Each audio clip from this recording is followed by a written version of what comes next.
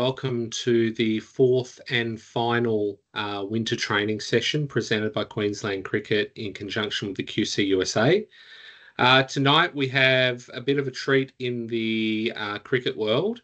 If you've ever wondered who D, L and S is, tonight we have the pleasure of Dr. Stephen Stern, who is the S in Duckworth-Lewis-Stern. So for those of you who've seen the presentation before, it's always a great experience, but certainly we welcome Steve to present to us. And also we'll have a lot of space for questions and answers. Steve, the floor is yours. Thank you very much. Welcome, hello from the Gold Coast down here at Bond University. I'd like to, as I do whenever I give a talk, first acknowledge the traditional owners of the land on which Bond stands, the Combomeri people, and to acknowledge and recognize their elders, past, present, and emerging. So my goal tonight quickly is to give you a bit of a history and an understanding or a refresher, hopefully, of what DL and then DLS actually is. Maybe dispel a few myths about the method, and then spend at least a little time showing you some of the, I think, underutilized and perhaps lesser known features of the software itself. Before I do, I'd like to do two things. One is to just say that I love doing these presentations. I'm doing another one in a week to the ICC umpires group, because I consider the umpires as sort of my foot soldiers on the ground, in the sense that, right, most people who I get to talk to about the method are players or managers who have certain skin in the game, and therefore they are only happy when the method seems to favor their team. Whereas umpires, I think, are hopefully more straightforward. And as I said, also I hope can help explain this method when sometimes it can get contentious, I realize. So I said I start all of these talks with this famous picture. Believe it or not, there are still people in the world, well, I guess they're getting more and more as we get older and older, who think that Duckworth-Lewis caused this problem, not that Duckworth-Lewis solved this problem. And this picture has many fascinating features about it. First of all, not only was the method they used at the time a disaster, they didn't even implement it correctly initially. So in fact, the actual requirement was 21 runs off one ball. But the other thing that's fun is to just look at the list of those names. Right? Amazing sort of cross-section of the halls of fame of South Africa and English cricket. But the most amazing thing to me is, if you look down there at the very bottom, the player in the foreground, who's actually at the non-strikers end in South African gear, is David Richardson. And David Richardson, at least until relatively recently, was first the operations manager and then the CEO of the International Cricket Council. And I have to say that I think Duckworth-Lewis and then Duckworth-Lewis-Stern have benefited greatly by having a man in charge who understood at his absolute soul the necessary or the necessity for a good rain rule. So in case you are curious, here's a bit of a timeline for DLS. That match there was a semifinal in the '92 Cricket World Cup, and how which led Frank Duckworth and Tony Lewis, both of whom I'm sad to say have passed on. Frank just recently, but they began working on their method in the aftermath of that match, and the very first official implementation of their method was in 1997. Right, it's fully adopted in '99, and so on. And so I said, I'm happy to provide these slides directly to you, Matthew, and you can disseminate them as you wish. But as the Scoring potentials of cricket changed through time. So did the method. So one of the things that is not as publicized about DLS as I wish it were is that it actually is not a static entity. We update it on a reasonably regular basis, and we update it on the basis of a 4-year window of match information. So every year on the 1st of July, I reanalyze the current 4-year trend of matches. So the current, excuse me, the current DLS, which is the 5th version of the program, was based, as it says there, on over 250,000 individual pieces of information. And by that, I mean the outcomes of individual deliveries during the 547 50-over matches and the 1,277 T20 matches, right? So it's a huge amount of information on which we base things. As I said, that analysis was actually completed in 2022. Since then, over the years, we've had a massive increase in the amount of information. So the most recent analysis I did nearly had 500,000 pieces of information associated with it. And as you can see, a relative explosion in 2020 matches. But the changes in scoring patterns between 2022 and 2024, it was essentially negligible. So we haven't had a need to change the method for a while. I am guessing that next year it's likely to need a bit of a nudge, but we'll have to wait and see. All right, so how does it actually work? Well, as I said, it's based on what we call, and this was, I think, Frank Duckworth's great insight, runs to come methodology. So here's a picture of how all those 250 or 450, depending on which date you think of, pieces of information can be easily displayed. And what this graph is that every single one of those dots represents the median score of runs to come from the 3,000 different possible positions that a 50-over match can be in. And by that, I mean, right, there are 300 balls, right? And so you can have any number from 1 to 300 balls remaining. And there are 10 wicket partnerships. And so you can have any number of those wicket partnerships down. Now, as the graph suggests, some of those situations are incredibly rare, right? You wouldn't typically have still 40 overs to come and be 9 wickets down. And so you can see there's not a lot of information in there. For those who are looking at the graph in detail, you'll note that some of the graph values are bolder than others. The ones that are bold are the ones for which there are at least 20 matches on which to base a median value. But you can hopefully see that there are some pretty obvious patterns running through there. And in fact, when we do a statistical model of it, we get a nice smooth set of run scoring curves. And the basic idea of how to use that is, well, we first translate those values from runs to proportions, right? So if you have 300 balls or 50 overs remaining and all 10 wickets in hand, you have 100% of your scoring to come because the innings hasn't started yet. But if you're 10 overs in, so that you have 240 balls remaining and you're 1 wicket down, well, then you're on, as I said, this orange curve here, and at the 40 point, and now you might have only about 90 or 85% of your scoring still to come. And so that's the basic structure. And so what we do then is whenever there is an interruption, so let's take as a simple example, right? If the team batting first scores 249, so team 2 are chasing 250, and they happen to be 155 for 4 after 35 overs when we get a rain shower, which cuts off 10 overs, right? Well, we now have a 40-over innings for the chasing team, so they have 5 overs left because they played 35. And the question is, what should the target be? Well, right, the idea is that in the 15 overs remaining with the 6 wickets available that they had when the rain came, our curves indicate that they were going to score on average about 37.8% of their runs from that point forward. Right? And that has to do of course, with the degree of acceleration that teams undertake as they get closer and closer to the end of the innings. Right?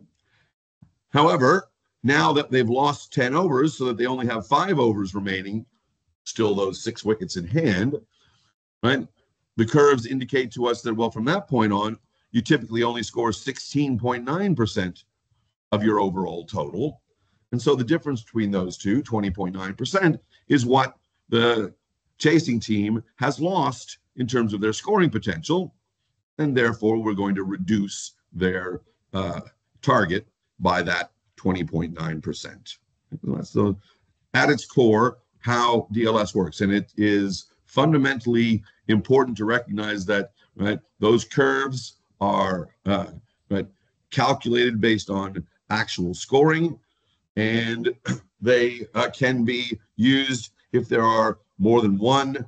One of the most common problems with past scoring or rain rules is that they worked okay for a single interruption, but if there were more than one, then you had trouble. But in this case, all we need to do is look at each of the pieces of the innings that was lost, using similar reasoning, figure out, well, what percentage of the scoring does that mean on average that team has lost, and then readjust targets accordingly.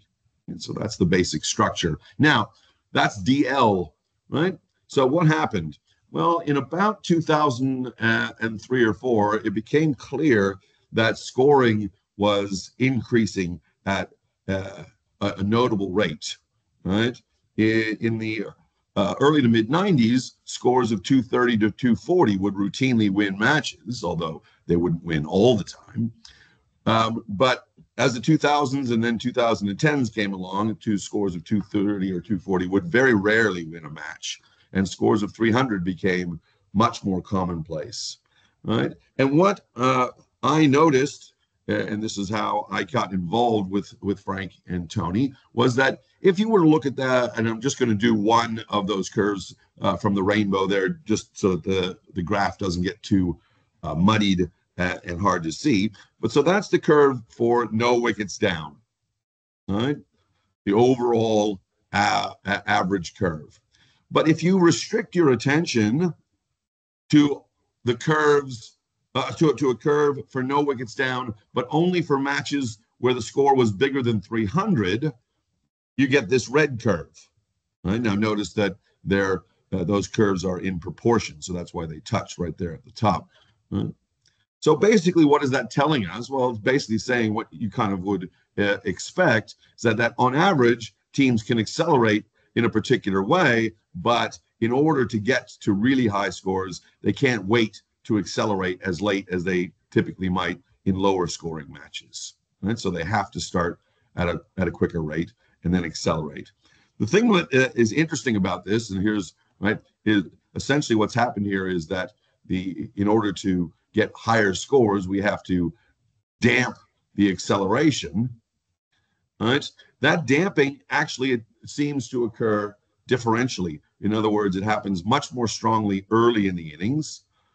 And then once you've gotten to a point where you've got only 15 or so overs left, well, your acceleration can go back almost to what it was in the basic average situation. And as I said, that's not something that would have necessarily been hypothesized based on our knowledge of cricket, but it's a data-driven insight which has held true for at least the last 10 or 15 years. Now, if it subsequently changes, we may have to change the structure of the formula. But as I said, it's been pretty consistent for quite some time now. And so what that means in practice is if we now have a match where the first team scored 349 instead of 249, and that the chasing team are still 4 down in 35 overs, then the question of what the new target should be says, well, right, previously those 15 overs with 6 wickets in hand were 37 odd percent, but now at this higher scoring rate, they only represent about 34%. And similarly, the 5 overs and 6 wickets is only representing 16.3. So there's been a damping of those percentages. The difference between them is now only 17.8 as opposed to the 20.9 that it was. And so now we get a target reassessment based on that 17.8% loss, right? Notice that without the DLS modification, that target would have been 277, which is probably, the team at 230 for 4. If you then told them they're chasing 349, suddenly they only need 277. Notice that that's less than 50 runs in 5 overs. In modern terms, that's pretty much of a dawdle, right? And so this is a much more realistic representation of how the match is actually progressing. Right? So that's where the S in DLS comes from, and it's based on high-scoring matches. And indeed, I developed it based on the high-scoring one-day matches, but it was a godsend when T20 started to take over the landscape, because obviously the scoring rates in T20 are extremely high, and therefore the DLS is even more necessary in those games. Okay, so now, as I said, if you have questions and you want to ask as we go, please do. But as I said, there should be plenty of time at the end, because now so that's basically all there is to it. I mean, the thing that one thing that amazes me still is that at least amongst the broadcasting community, there is a strong desire, it appears, to make out that the system is incomprehensible. And, I mean, I do accept that the building of the system is quite complicated and takes someone with a certain set of skills to create it. But once it's created, using it does not require the rebuilding of it all the time. My favorite analogy for it is that, it takes an engineer to build a car, but you don't have to be an engineer to drive it. All right. And so essentially that's all we're doing. We're saying, well, if you've lost a chunk of your overs, that chunk represents a certain percentage of your scoring. The old days, the very first method, the way things were calculated was exactly the same way, except that they only calculated the chunk based on the number of overs that were lost. They didn't, right? So if you lost 10 overs, you'd lost 20% of your innings. And that was the value, whether those 10 overs happened at the beginning or they happened at the end, whether they happened with 1 down or 9 down, was always worth 20%. And that, of course, makes no sense whatsoever, because the value of a set of 10 overs depends quite heavily on the circumstances that are in place when they are lost. So that's all that the DLS is doing. It's taking that intuitive idea of a percentage decrease, and it is saying, well, but we need to adjust that percentage appropriately for the circumstances that are going on at the time. All right. So there are a couple of things, though, that persist in the world about DLS and various aspects of the game. Probably the most common one, as it says there, is that people believe there should be a separate approach for 50 over one-day matches and T20s. And as I said, every year I reanalyze the data and I have a look at this very question, among others. So here is the most recent look at that. So how are we going to look at it? As I said, we're still going to look at our runs to come curves. And again, I've only put 2 of the 10 on there to focus on, or to give the graph a bit of clarity, and just for the sake of having not always having the 0 wicket curve. So there's the 1 wicket down curve and the 5 wicket down curve. But now those curves are calculated restricting attention only to 50 over matches. All right. And what we're going to do now is we're going to superimpose on that graph the corresponding 1 wicket and 5 wicket down curves for the 2020 matches. All right. And as I said, I have my opinions, but I'll let you draw your own when you see what happens.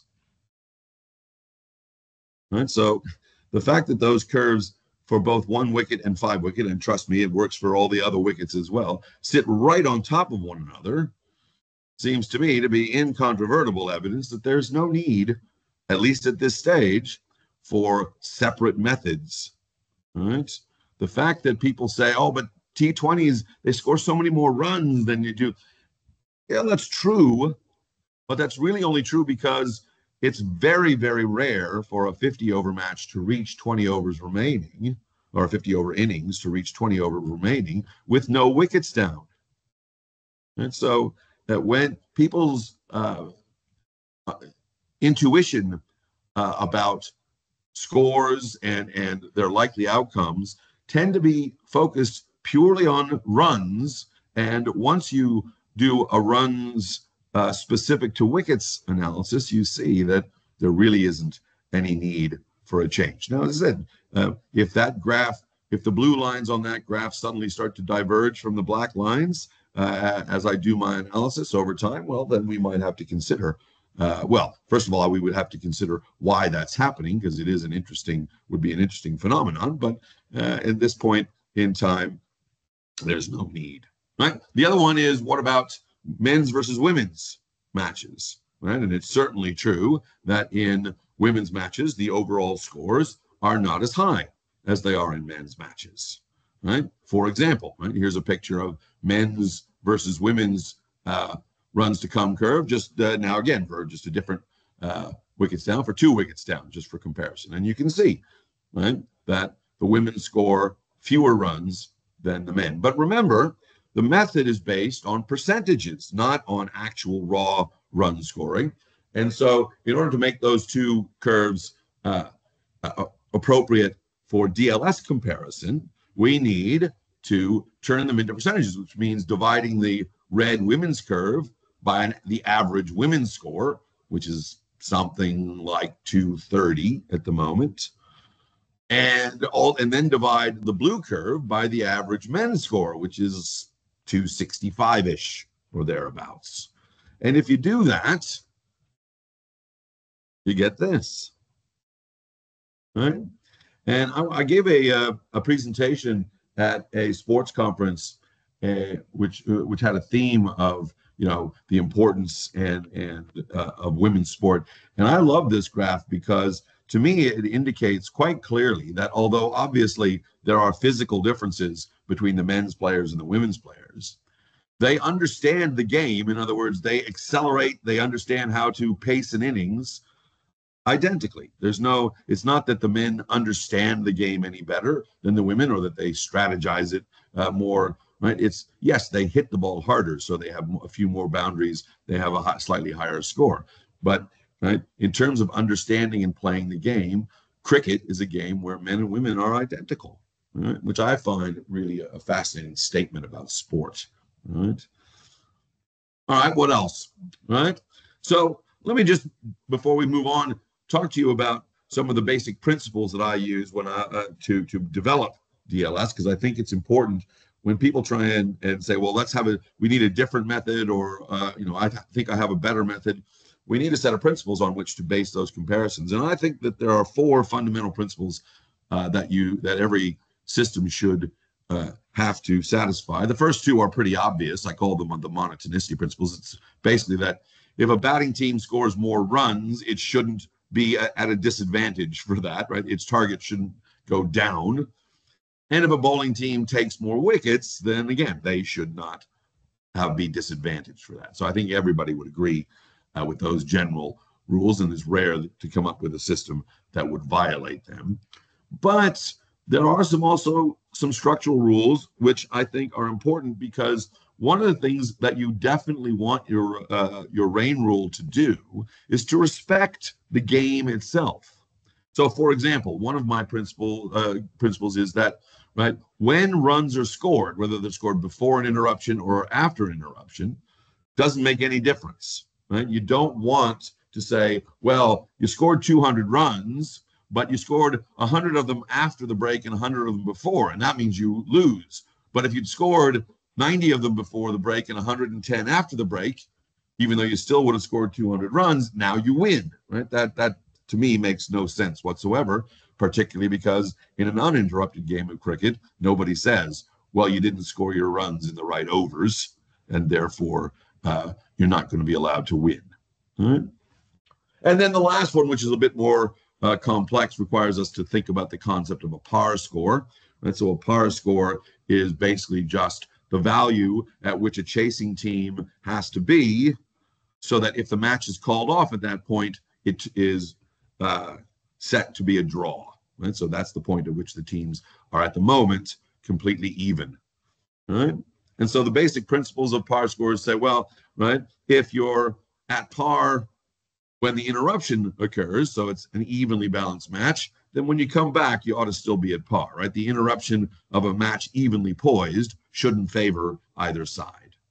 And I think that's pretty important. And because of that, in order to calculate your par scores, right, you should, right, whether you're talking about a section of the match that was played or was lost to rain or whatever other features, fog or flying ants or whatever that may be, that shouldn't make any difference, right? Those rainbow curves that we saw at the very beginning, they indicate what the scoring potential in a particular portion of the match is, regardless of whether that was part of the match was played or was not. Right? So, and those 4 or 5, depending on how you count those A, B sections, principles, form a pretty strong set of, I think, reasonable principles. And one of it is they have a number of interesting consequences. I don't have time to go through them all here, but here is one of them which I find remarkable, that third principle can be shown mathematically to imply, as it says there, that you cannot set rain rules based on trying to preserve the probability across a break, right? So if you say, look, at the current time when the match was interrupted, team 1 had a 62% chance of winning, a lot of people would say, well, why don't you just make it so that when they come back out, the two teams have a 62 to 38% chance of winning? Still, you preserve the probability of winning. And it turns out that if you try and do that, you violate principle 3, right? And that is a big issue. So that rules out these probability-based methods, which a lot of people find disturbing, I think, but I think part of the reason that they do that is that, and this is another of my personal research hobby horses throughout my entire career, there are a lot of people in the world who think they understand what probability is, but they probably don't. And the single strongest piece of evidence I have for that is that people still play the lottery, right?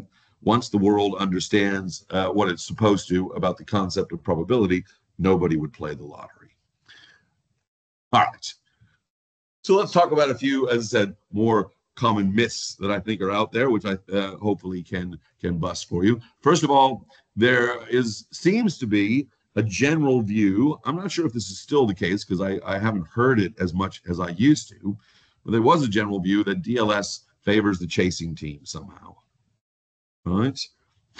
One of my favorite stories is I was watching a game of cricket about 10 or 11 years ago now with my, at the time, 15-year-old son, and we were thinking about it. It was a game, Australia was playing someone, and there was rain, and so they were going to have to make a change to the target.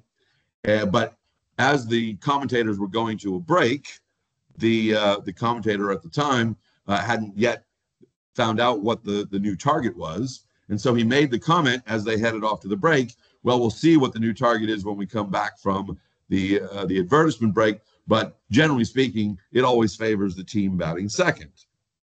And then they went to a commercial, and my son asked me, how come they say stuff like that? And I said, I don't know, right? And then they came back from the commercial break, and the target had been set, and the very same commentator, without batting an eye, looked at it, came on and said, well, they've reset the target. It's whatever it happened to be, and it's seems to me to be favoring the team batting first.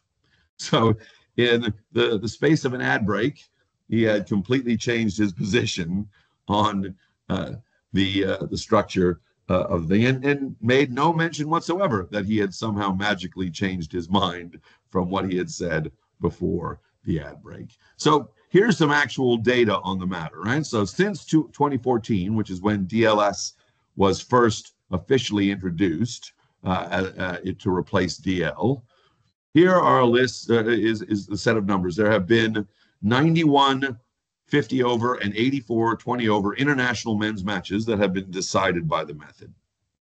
And you can see the breakdown there of the ones that were won by the team batting first and the team batting second, and there actually were a couple of ties. All right. Now, again, you're allowed your own opinion, but that doesn't seem to me to be favoring one side versus the other very much. Right? In addition, right, obviously fewer matches because there are fewer women's matches played, but there is the breakdown of the women's matches. And if anything, as I said, there you might be able to say, oh, geez, there's a little bit of an edge for the women's teams batting first in the one-day matches, 18 versus 10 out of the 29, but that's a pretty small sample on which to make such a sweeping statement. So, right, as far as I can see, there is no reason to say it favors one team versus the other. What it does favor, and this is the consequence of having non-probability based methods being ruled out, what DLS actually does is it favors the team that's already ahead. As I said, if the match is evenly poised, then DLS says, well, it's going to come back evenly poised.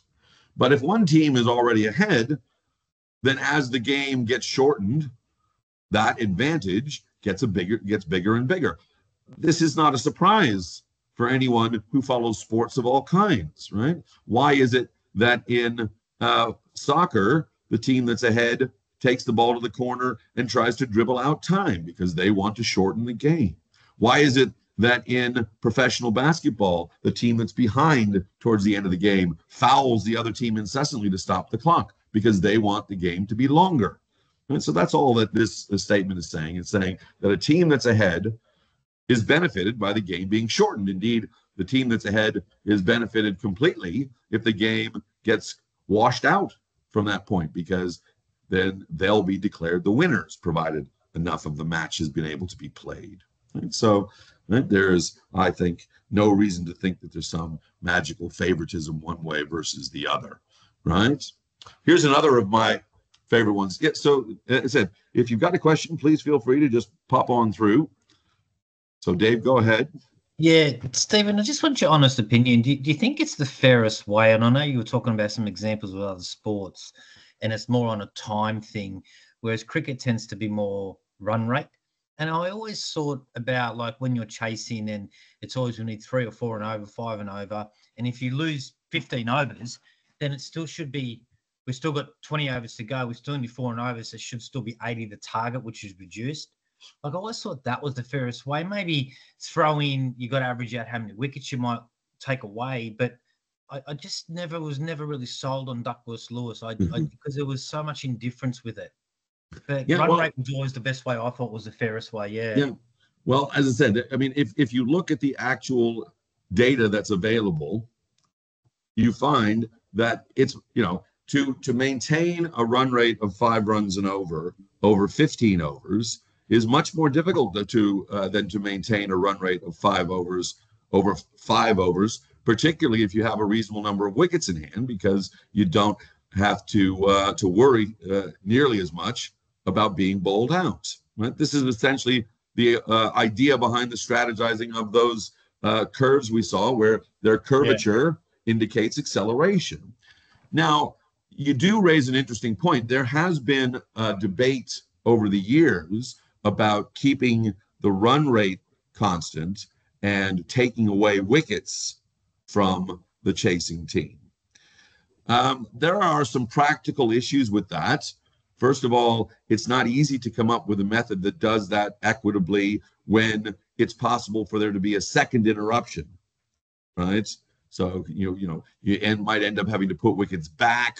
It's very right. The second thing is that you have to decide who those wickets are going to be, who gets to choose, right?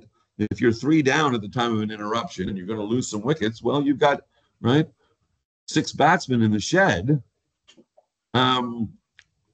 Which ones of them, and who gets to decide? It just continues down the order.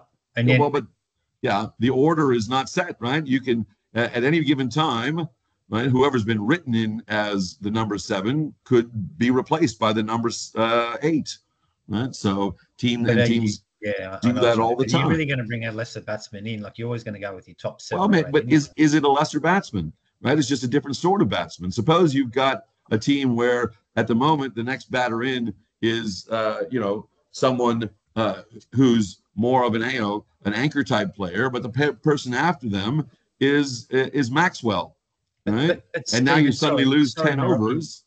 But the point is it's irrelevant who they bring in. You still only get 7 wickets.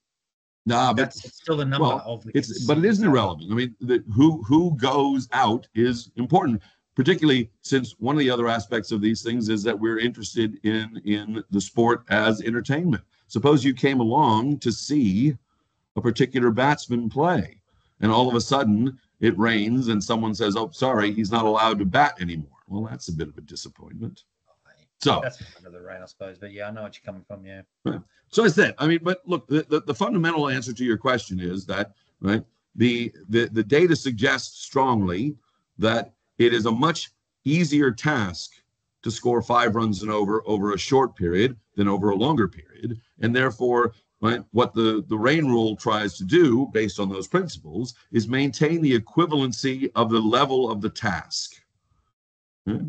Now, look, I am happy to debate whether those rules are the right, or those principles are the right principles, right? If you have ideas about them. But I can unequivocally say that if you accept those principles, then DLS is the mathematical result of them. Sure. Right. Was there another question? Just one from me, Stephen. First of all, thank you for your system. I mean, I scored first grade, first class international as a scorer for 49 years. And it's finally a system that works, gives me a break when it's raining, etc., rather than sitting down with pen and paper. It's great. And I wish you could give this seminar to the Channel 9 commentators so they could understand it as well. But my more than anything, I just want your backup on it, where I find a lot of people get it wrong, is if you've got a minimum overs to make a match of 15 overs. So the team batting second has to work out, it's getting close to the rain. They faced 14 overs and they've come off for rain. And they do the Duckworth, the DLS calculation for 15 overs, and it says they've got to be at 73 for the amount of wickets they've lost. And they've actually got 85 on the board. So a lot of people say team two's won. You've got to get back on the field, and that's what I think we need to push through to people that are going to use the system. And look, this is an issue that I have fought with the ICC over for 15 years, and I agree with you, but the ICC does not. Their view is, and they have some reasonable reasons. So if you give me a minute to let me sort of explain their context, right? The idea behind saying, all right, as the time for the match is steadily diminishing, we can, as umpires or scorers, watch that time go by and say, okay, well, now we probably lost 10, and now we probably lost 11, and we then have a threshold, at which point we say, well, if we get below this, the team that's been batting has already got enough runs to win. All right. And so I understand your perspective completely. Frank and Tony were fully in agreement with you. But here's the ICC side of the picture, and I understand also where they're coming from. Their view is that that's not how they determine how many over. They don't watch slowly and tick off over by over. Right? Because once the umpires in a professional match deem that the ground is ready to be prepared for play, there still is some random period of time. They run a rope across the outfield, right? They have to let the teams warm up. Well, things that, you don't necessarily do in club or grade cricket matches.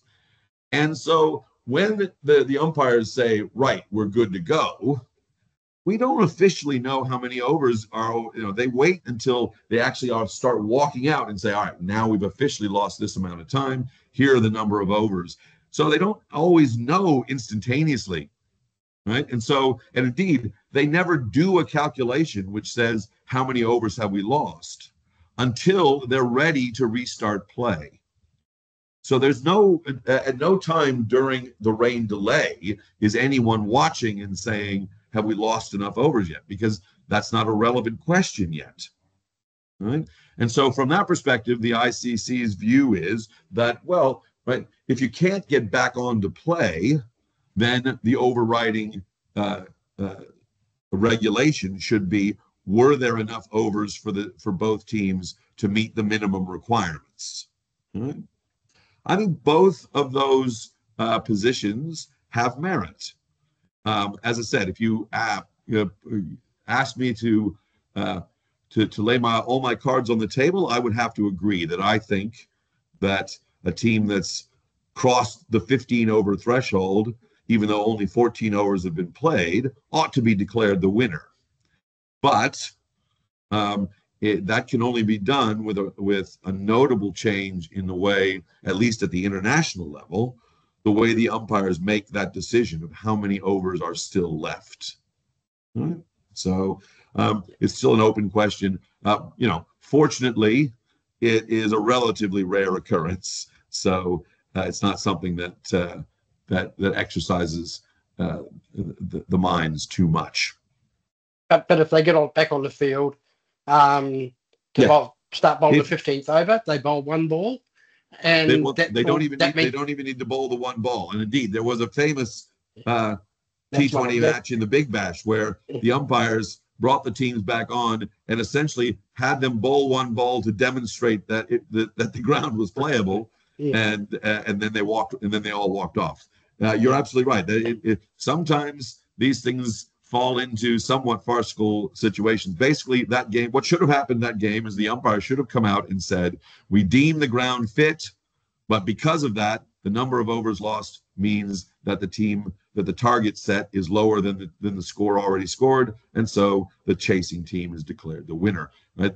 One of the arguments that Frank and Tony used to make, which is an interesting one, is that that's a little bit disappointing for the spectators who've been sitting there waiting for the rain to stop, to have it finally stop, expect more cricket to occur, and have the umpires come out and say, you can all go home now, the game's over. So yeah, look, I don't dispute that it is a question that is that has points on both sides. And I said, so unfortunately, I mean, I'm not the one. Right? What you're talking about there is not something that is directly related to DLS, right? Any rain rule has to have a decision about, well, how many overs have been lost. So that decision is not something that's under my purview, right? I have to write a rule which takes into account whatever the ICC's decision is about how do we decide how many overs are lost. For example, they might change. At the moment, I think the idea is that you lose an over for every 3 minutes, but they might say, well, no, we want it to be every 2.5 minutes, and so a different number of overs are lost. That's nothing that doesn't affect the DLS structure. It just affects what values go into the software, right? 13 overs lost instead of 22 overs lost or whatever. So those are playing conditions that they certainly consult me about, but which are not under the actual rain rules structure. They're a separate decision, and so they are determined by the ICC's Cricket Competition Committee. And so far, there has never. We have Frank, Tony, and I have presented this issue to them on at least 3 occasions over the last decade, and each time they have listened and they have ultimately decided to stick with the way they currently do things. So.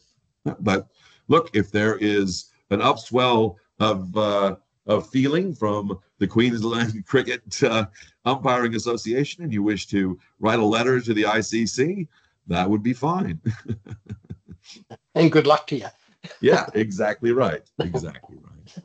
Thank you, Stephen. No worries. Okay, so let me just, I'm about 2/3 of the way through the slides here. So let me go back to these myths. Right. One of the other common comments I get is, why don't you take account of power play overs? Right. If you lose 10 overs, why don't you say, well, were any of those power plays or not? And of course, the reason for that is that people see, right, and I put that in inverted commas, that during power play overs, teams tend to score more runs.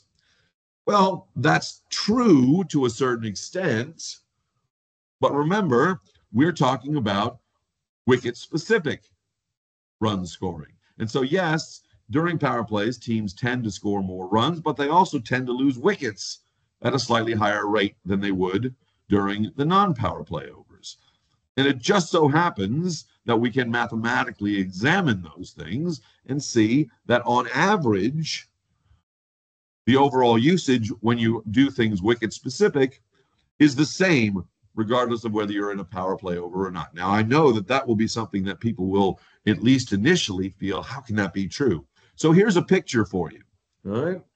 So the top curve there, the one that's quite bowed, is our 0 wickets down specific runs to come curve. Right. I've left off the the heavier versus the lighter dots, but that's what it is, right? And so it has that typical bow shape. Whereas the far less bowed curve, that's just a runs per over curve, regardless of how many. So it ignores wickets.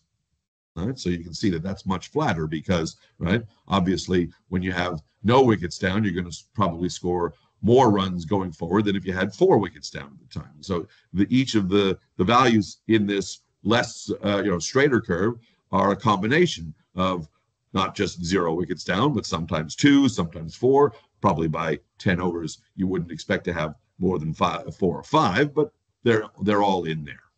Okay, and so what I'm going to do now is I'm going to say, well, let's superimpose on those 2 curves the idea of standard acceleration, which is what DL is based on. So there, the red dashed curve is the curve we would get by looking at a wicket-specific run scoring scenario, and the solid line curve is what you'd get if you just ignored wickets.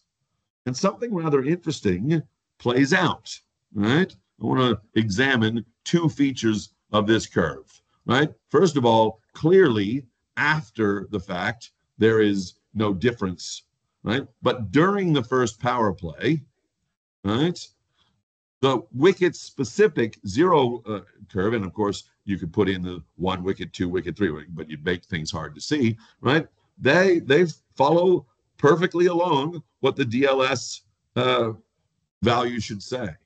Whereas if you ignore the wickets, you see that, yes, you're scoring at a much higher rate overall. So what's happened is that people are viewing the power plays only from a run scoring perspective, and therefore they get an incorrect impression of the benefit to a team scoring during power plays, right? Because it said power plays, and it said it's again, if you listen to commentators, it's fascinating to me, right? They'll all say, okay, well, power play coming up, and then, oh my God, they lost a wicket. That always seems to happen. Well, yes, of course it does. During the power play, there is stronger incentive for the teams to play riskier cricket. And so, of course, when you play riskier cricket, you tend to lose wickets more frequently. And it just so happens, as I said, that the curves clearly indicate that as long as you account for the wickets, the rate on average that you score is the same in power play versus non-power play overs. All right, that raises an interesting question then. Why have power plays? What is the point? Aha. Very good question. I'm glad you asked. Here is a plot, right, of the not average runs per over, but the variability of the runs per over. Okay? So in the power play, although on average things are giving us the same score, they're giving us a much more variable, right? We get a lot more 3 for 30s and a lot more none for 80s than we would have expected. All right. Now, when I do a DLS calculation and we say, well, a chunk of the innings is missing, we have to say, all right, well, let's adjust according to what happens on average. You can't say, well, I think that the team that's batting there was Australia and they're a great team and therefore we should put them up at the 70th percentile. I mean, they're already the better team. They don't need a rain rule that accentuates their dominance, right? So what this does, though, is it says that during the power plays, because we have more variability, that makes the game more unpredictable. That's what variability does. right? So power plays are important not because they change the overall scoring patterns, but because they inherently make the game more evenly matched between two teams, right? Even teams which initially seem like they are relatively poorly matched, one team much higher ranked, say, than the other. The more power plays there are, the more possibility for variation, and therefore, so that's why power plays are important, right? And that's why they make the game more interesting. And I think everyone would agree that power plays do indeed make the game more interesting and more volatile. But what they don't do is change the average score. Right? Now, again, that picture here that I've drawn, right, is a picture that's based on the current window of data. And if that picture starts to change over the coming years, well, I might have to change my perspective, and we might have to then have a more complicated system, which in addition to saying here's how many overs we've lost, we'd have to say how many of them are power play overs, right? So, but as I said, given the current data evidence, we do not need to do that. All right? Okay. The last thing that happens sometimes, and this is I was once accosted when I was invited to go to the 2015 Cricket World Cup, and South Africa and New Zealand were playing a match which ended up being rain shortened, and which New Zealand won, which of course had to happen since South Africa has the worst luck of any nation associated with DLS in the world, right? But a lot of South African fans who were there at the game and were who I was talking to were disgruntled because A.B. de Villiers had been at the crease when the rain came. And their view, of course, was that at the time, AB was the #1 ranked batsman in the world. And of course, he would have scored heaps more runs than the average. All right, maybe. He also might have got out. You don't know, right? So that's why, right? But the idea here is that we do account for partnerships, right? So we don't say that every wicket is the same as every other wicket. But what we do say is that the first partnership is worth a certain percentage, and the second partnership is worth a slightly different percentage, and all the way down to the 9th and 10th partnerships, which are obviously worth far less, right? So we account for the type of batter that you might be facing or the strength of those batters, but it doesn't make any sense to put individuals into the rules, right? Not least because you would have arguments about how much better than average is A.B. de Villiers, and is he currently in good form or bad form, and so on and so forth, right? And those things are some of the things that make the game fun, and they're also things that exercise people who gamble on the match, but they're not something that needs to be built into the actual rules of the match. Okay. All right. Another thing that people commonly say is, well, you know, it's not fair. There's different ground conditions when there's rain. For example, right? What if it's a small match or a small ground, so scores are higher? Well, remember, just like we saw in the case of men versus women, the principle is based on proportions. So the totals, right? The acceleration rates you achieve at a small ground can be shown to be identical to the acceleration rates you achieve at a high ground. Yes, you score more runs at a smaller ground, but the percentage of them in the different portions of the match are the same. Right? That's all there is, right? And not only that, right? Another is that, you know, yes, it is certainly true that the conditions before a rain interruption are different to the conditions after a rain interruption. That's a fact of life about cricket, even without interruptions, right? I mean, the whole point of having a toss and deciding who bats first and who bats second is that the pitch itself wears. So it's not a surprise that the two teams would be batting under different conditions. Even if there's no rain at all, some matches would be played so that the first innings was batted in bright sunlight, but suddenly during the lunch break, there was cloud cover. Not enough to cause rain or stop the match, but certainly enough to change the conditions dramatically. and suddenly the ball will be swinging and it'll be much harder to bat. So, as I said, one of the founding principles or philosophies I like to think about when not only just creating the rule but defending it or discussing it is to say, look, we want the rain rule to mimic real cricket. And if you come and say it's unfair that the rain rule has this feature, and that feature is actually a feature of the game itself, I'm afraid I don't really accept that argument as in good faith, right? So yes, there are changes to conditions throughout a match, and yes, matches with the rain rule have that issue just as much as matches without, right? Okay, so that is the end of the basic presentation. Let me just stop and see if there's a few other questions, but one of the things I want to do, just because, right, you guys are actually not only in charge of understanding these things and hopefully explaining it to the players, but you have the software to contend with. And I like to think that the software is pretty straightforward. Right? Certainly it's better if there's any of you who are old enough to remember having to use Frank and Tony's original version of the software. It was pretty clunky. And so I think I probably was invited into the fold initially more on the strength of my programming than on anything else. But there are some features of the software which I think are underutilized, or perhaps, as I said, not well known enough. And so I just want to point those out to you. So first of all, let me just say that I hope that the general usage manual gives you pretty much the obvious thing to do. There are a couple of things. One of the most common mistakes people get in trouble with is reductions before the start of the match.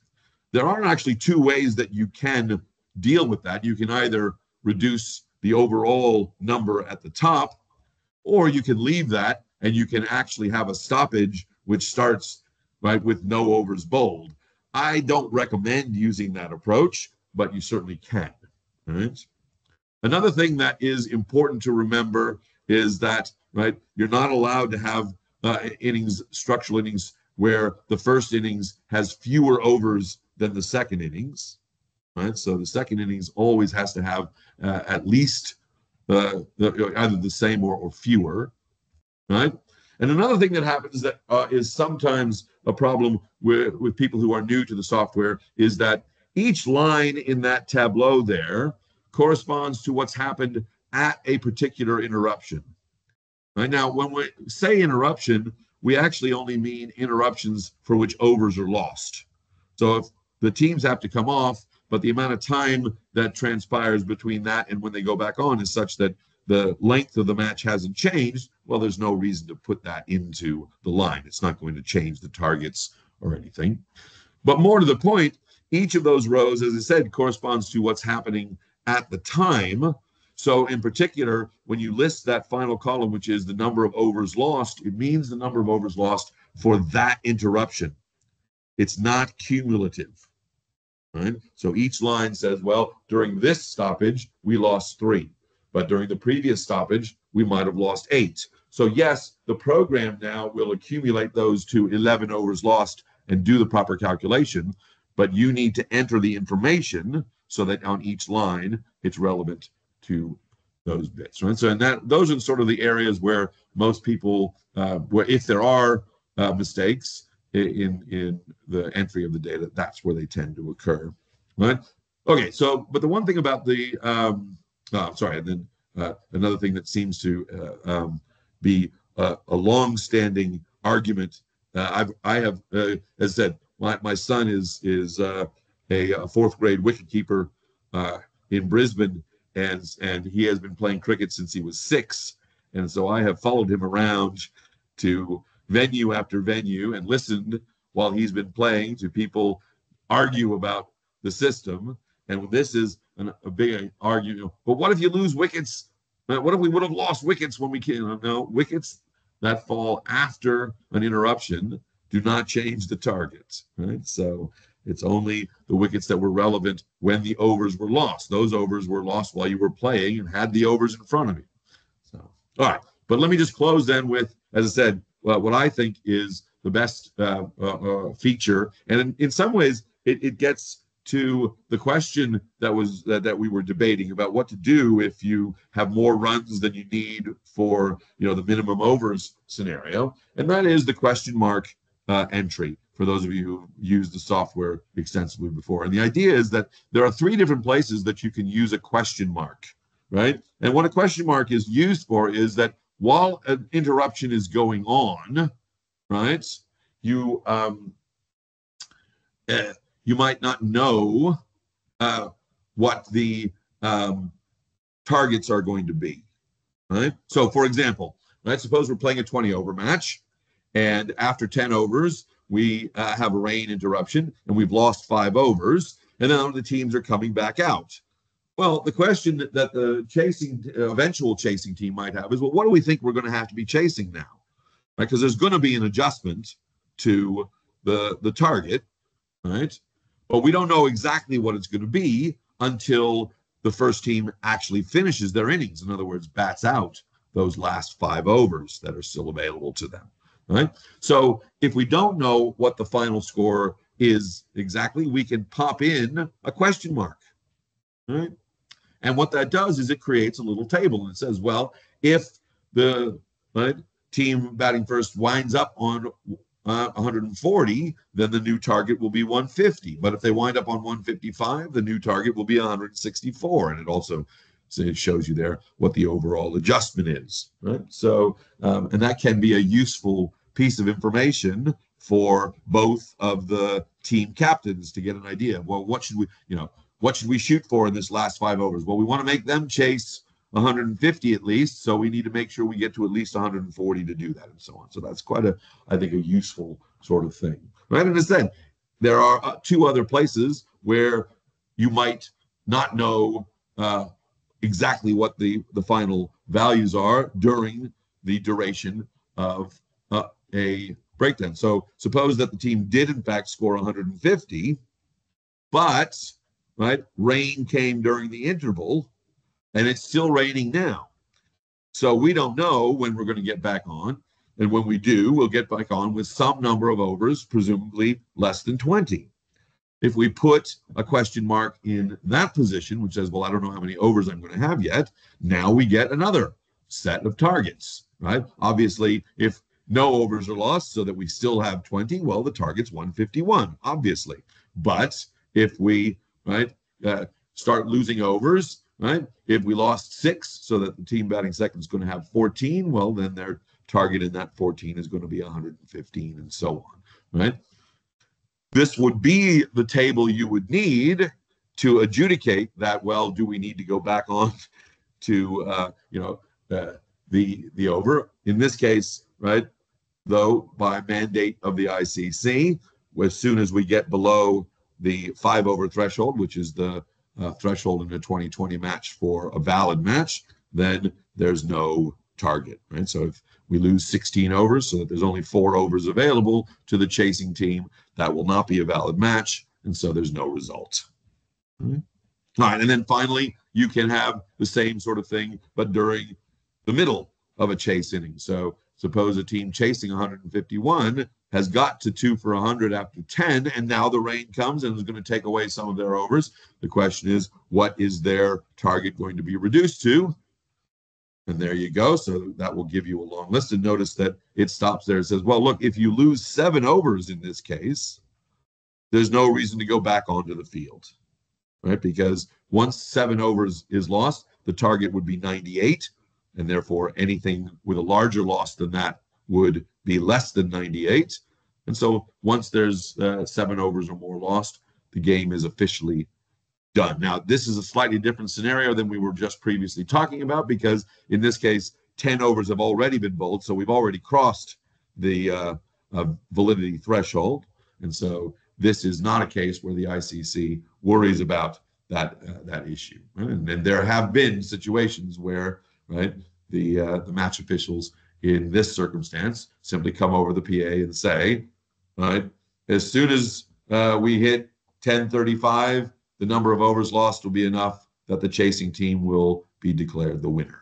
Right? And off they go. Right? And oftentimes, if you use, my view here is if you use these question mark capabilities of the software so that you can publicize those range of potential targets, it can hopefully take a bit of steam out of any kind of angst that the teams may have, because at least they'll have time to ponder the issues and see what's going on, rather than waiting till the very end and saying, oh, by the way, you don't have to bat anymore. Right. Anyway, thank you very much. It's been a pleasure, and as I said, I'm happy to hang around and answer any questions you might have. Matt, I will email you those slides either tonight or tomorrow morning, and I'm more than happy for you to make them available on your website for people to have a look at. And again, so I don't remember if I put it at the front of the slides or not, but you're welcome to publicize my email address, which is pretty easy, sstern@bond.edu.au. And if you have questions and you want to chat with me about them, that's fine. If you happen to be umpiring the South's team in Brisbane in 4th grade, then you can also let me know how well my son's doing. Just a question that was in the chat, which is more of an administrative thing. The version of DLS that is in Play HQ in the e-scoring is the correct version. It's version 5. Yeah. The screenshots that you've seen Steve presenting from tonight come from an ICC app, which you can download from the Queensland Cricket website. And Murray White has popped that link into the chat there as well. They are guys two separate things. So you guys only just use the Play HQ stuff. It's not as flexible as my software. I'm in constant communication with the people who make that, and so they have. Right? This is another thing that comes up all the time, and I resist, partly because I don't have the required skill set, but also I'm a little bit leery. Right? There has been, over the last 7 or 8 years, a continual push by umpiring associations all over the globe to have an iPhone app or a smartphone app. Right? There are a number of reasons why that hasn't happened. First of all, as I said, I don't program apps, and unfortunately, we have yet to find someone who is a good enough mathematician and cricketer to understand the method, but also who's a good enough app programmer to program an app. As I said, one of the things that I always don't like about those apps is that, right, the nice thing about a laptop function is that you have a keyboard in front of you, and therefore entering data is, in my opinion anyway, a lot easier and less likely to have errors. Right? So I know that on phones there are pop-up keyboards, and apparently, right, the younger generation is happy with using their thumbs and typing texts and everything.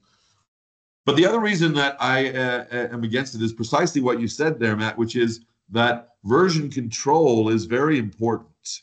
And as soon as an app is out there on someone's phone, it's very difficult to get rid of it. And so I don't like the idea that eventually there's going to be 6 different versions of the program floating around in different apps, and people going, oh, but my version of the app says the target should be 122. Right? And that is, so at least with the current scenario where the ICC is, at least in theory, in control of the dissemination of the program, there is more version control that's capable. As you said, we in the normal course of things, we might have predicted that this year would have seen version 6.0, because in the past there has been a 2-year regular allotment, but that 2-year allotment was not done for any reason other than, well, at 2 years it seemed like it was necessary based on the data. So there was no idea that, well, we're going to have to maintain a 2-year changeover rate. And so as I said, this just happened to be a year where 2 years was not enough to see a big enough change in playing conditions. that warranted a new version of the program. And we'll just have to see when that happens. There is likely to one of the things that is interesting about the data that's available now is I have made a commitment to the ICC that when I do my analysis, I will, to the best of my ability, use every international match played within the previous 4-year window. Mm. And the ICC recently made a decision which makes that a much more complicated prospect than it used to be, which is that there are a number of matches between national sides which are only associate members of the ICC, which therefore used to not be counted as international matches, but now for 2020s at least, they are. So there is a massive explosion in 2020 matches that I have to download. And I'm pondering what to do about it because obviously some of the nations that are involved, instead, the most recent match I just downloaded this afternoon was between Indonesia and Mongolia. Wow. Now, as you might suspect, Mongolia is not a cricketing power.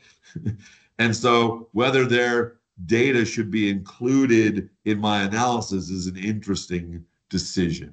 Not only the fact that Mongolia isn't, right, the matches were played in Indonesia, but if you take the time to go, as I do occasionally, and look at a YouTube video of some of these matches, you'll see that match was played on a concrete pitch.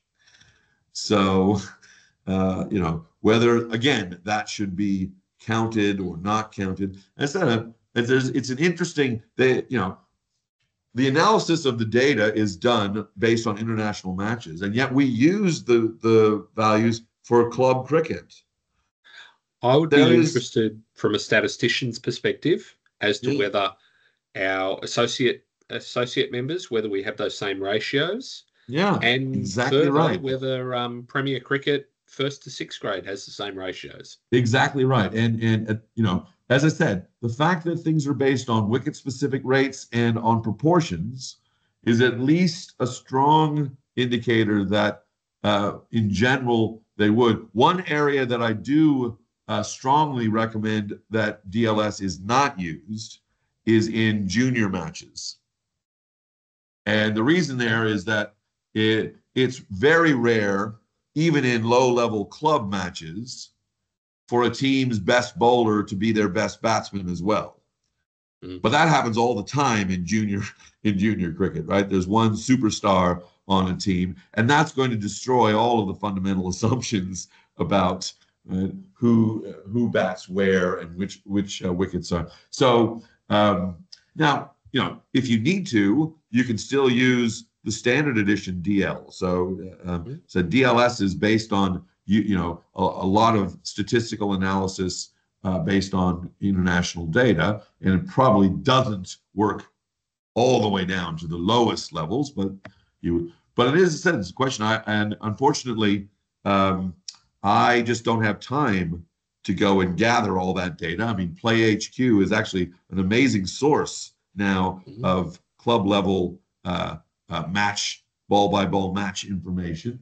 And I have been looking for a long time now for graduate students who might be interested in doing this because I just don't have the time.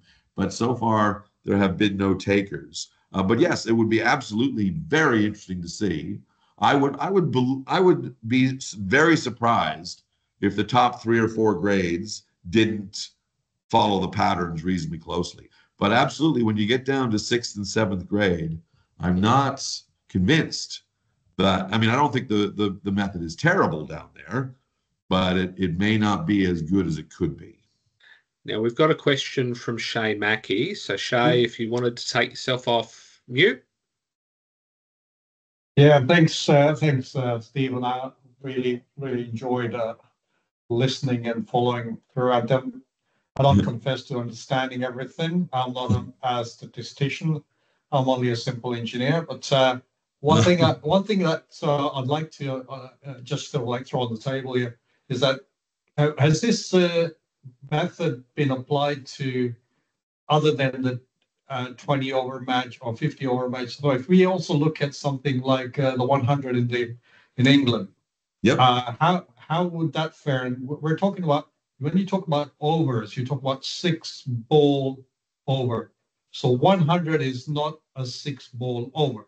So Exactly. how would that differ in terms of the proportions that you've come up with?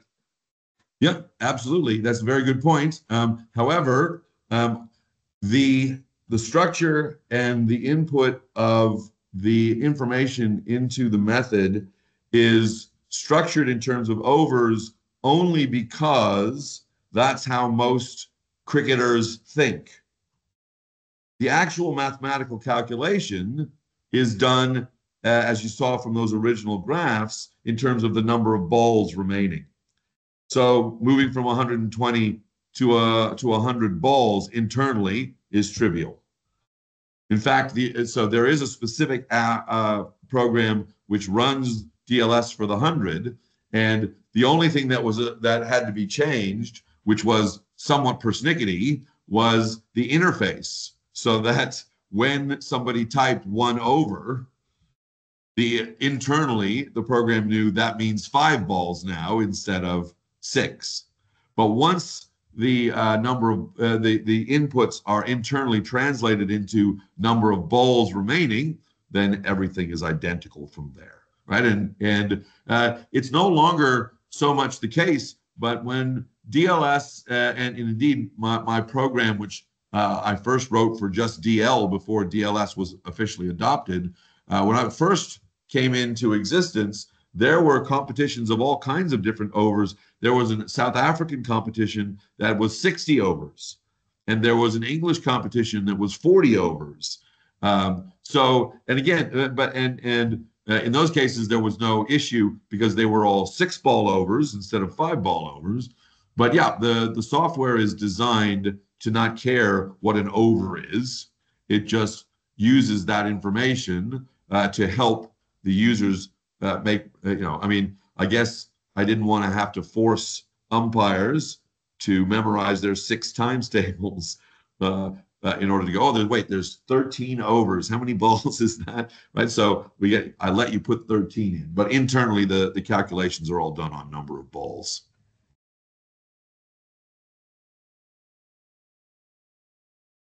All right. Do we have any other questions from the group?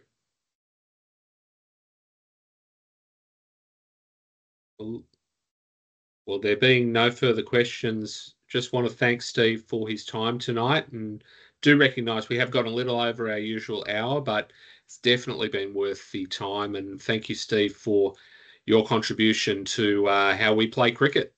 More than welcome. As I said, I have I tried desperately to keep myself to the hour because I have been known to talk on these things for 2 or 3 hours at a stretch, and that's because I'm passionate about this method, and I do actually honestly. Let me just close with saying that I do honestly believe that, and why I love doing these sessions for the umpiring associations, is that the umpires are my best friends in the sense that they're the ones who, if they understand the method, will be in the best position to calmly explain that to captains, because they have no skin in the game, and hopefully they head off at the pass some disgruntlement from players who don't quite understand what's going on, so as I said, I really appreciate the opportunity to chat with all of you. So thank you very much. Oh, another question. Go ahead, Pat. I was going to say, yeah, and I think the umpires definitely need to know that. But it'd be very handy for the scorers, absolutely. especially when it comes to first grade. I'll challenge many umpires that would even know what DLS means. That's what they give me a figure. And it's normally the scorer that's explaining it to the captain or the coach. And it can be happening when rain's about to coming, having given I do a screenshot, what's needed at the end of each over with wickets lost. And the captain's got that in his pocket out in the field. So I think that, The scorers Well, are probably. They are absolutely well. Look, I say mostly umpires because I take it as a given that the scorers already know the ins and outs deeply, because that's just what scorers do. Yeah. As I said, I scored my son's cricket matches from the time he was 6 to the time he was 21. Scoring is near and dear to my heart. But all of the scorers who I sat next to for other teams would pepper me with questions about the method and desperately wanting to know the details. So I have absolutely no doubt that scorers are well versed, but umpires perhaps are, perhaps aren't. And as I said, I'd love to make that a more uniform thing amongst the umpires. And as I said, I have no doubt that it's uniformly the case amongst scorers. All righty. Well, thank you very much, Steve. Thank you, everybody, for taking some time out of your Thursday night to add to your umpiring toolbox. As I said at the start, this is the last of our winter training sessions. So all of the recordings will be available to all of you, and go well this season on the ground. We look forward to seeing you all out there.